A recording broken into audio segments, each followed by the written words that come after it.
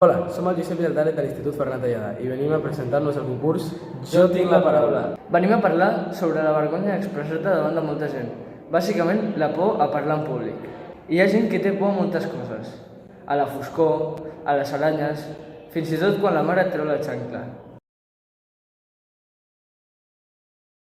Avui parlarem sobre una por que segur que ha tingut tothom. Venim a donar-vos alguns consells. Per començar, haureu de tenir clares les coses que direu. Repassar bé el text, que tingui sentit i sigui clar. Una segona recomanació és familiaritzar-vos amb el públic i pensar que ells estan interessats en el que dieu. Heu de ser divertits al parlar, no repetir les coses i informar-vos bé sobre el tema. Recorda que és important el contacte visual i el llenguatge corporal. Ara us explicarem algunes experiències que hem tingut nosaltres.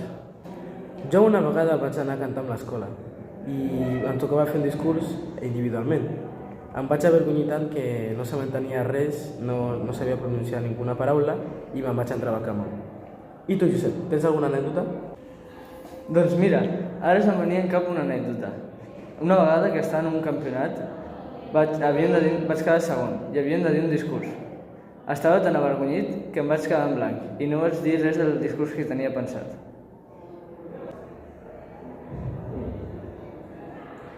Gràcies per escoltar-nos. Esperem que us hagi agradat molt. Adiu!